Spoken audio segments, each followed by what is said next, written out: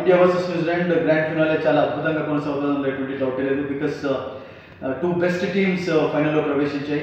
New Zealand of course ఓడిపోయినటువంటి match కూడా against ఇండియాని ఓడిపోయినారు లాస్ట్ లీగ్ మ్యాచ్లో. But their performance has been fantastic also ఈ ఛాంపియన్స్ ట్రాఫీలో. దానికంటే ముందు కూడా వాళ్ళు ట్రై సిరీస్ గెలిచారు ఇన్ పాకిస్తాన్లో.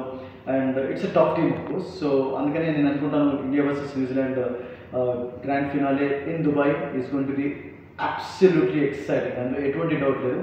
ఆఫ్ కోర్స్ ఇండియాకు డెఫినెట్లీ ఎడ్జ్ ఉంది, ఎందుకంటే slightly stronger team, stronger in the department of spin. ముఖ్యంగా 4 స్పిన్నర్స్ చాలా చక్కటి బౌలింగ్ కనబడుతున్నారు. అండ్ దట్టు వరుణ్ చక్రవర్తి వచ్చిన తర్వాత కొంచెం ఫ్లేవర్ అనేది కూడా యాడ్ అయిపోయింది. And it's been brilliant. 2 matches ఆడాడు, 2 మ్యాచెస్లో వికెట్స్ తీశాడు అండ్ బ్యాటర్స్ని కూడా చాలా ట్రబుల్ చేస్తూ వచ్చాడు అతను. సో అతను వచ్చిన తర్వాత స్పిన్ విభాగంలో డెఫినెట్లీ కొంచెం స్ట్రెంత్ అనేది పెరిగింది, ఆ వెరైటీ అనేది వచ్చింది. ఎందుకంటే అతడు చాలా సర్ప్రైజ్ చేస్తున్నాడు బ్యాటర్స్ను. ఆ మిస్టీరియస్ స్పిన్నర్ అని పేరు ఏదైతే ఉందో దాన్ని ఖచ్చితంగా ప్రూవ్ చేసుకుంటున్నాడు అతను.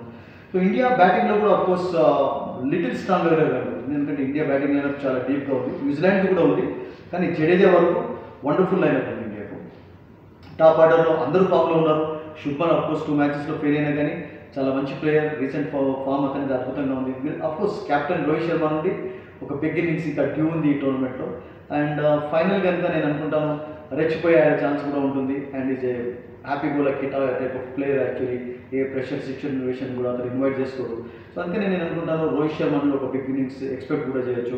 Virat Kohli, you all know that is been brilliant in this tournament as he has always been actually. And చక్కగా బ్యాటింగ్ చేస్తున్నాడు, ఎంటర్టైన్ చేస్తూనే ఉన్నాడు. ఆల్రెడీ మనం చూసాం ఈ టోర్నమెంట్లో కప్లో అద్భుతమైనటువంటి ఇన్నింగ్స్ ఆడాడు.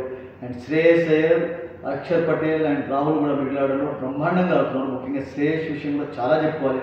ఒక స్పెషల్ ఎపిసోడ్ కావాలి అతని బ్యాటింగ్ విషయం చెప్పుకోవాలంటే. మంచి రెస్పాన్సిబిలిటీ తన షోల్డర్స్ పైన వేసుకొని టాప్ ఆర్డర్ ఫెయిల్ అయినప్పుడు వండర్ఫుల్ బ్యాటింగ్ చేస్తున్నాడు అతను. And Hardik Pandya as an all-rounder has been brilliant. And ముఖ్యంగా షమి అండ్ హార్దిక్ కూడా మీడియం పేసెస్ ఇద్దరే ఉండడంతో ఇద్దరిని చక్కగా ఉపయోగించుకుంటూ వచ్చాడు. No doubt about it. Actually Rohit Sharma అతని captaincy has been brilliant also, మంచి రొటేట్ చేస్తున్నాడు. సో అందుకని నేను అనుకుంటాను ఇండియాకు ఛాన్సెస్ కొంచెం ఎక్కువగా కనపడ్డప్పటికీ న్యూజిలాండ్ మాత్రం తక్కువ అంచనా వేయలేదు. న్యూజిలాండ్ బ్యాటింగ్ లేనప్పుడు అంతే స్ట్రాంగ్గా ఉంది. రచిన్ ఈస్ ప్రెసిడెంట్, విలియమ్సన్ చాలా అద్భుతంగా ఆడుతున్నాడు.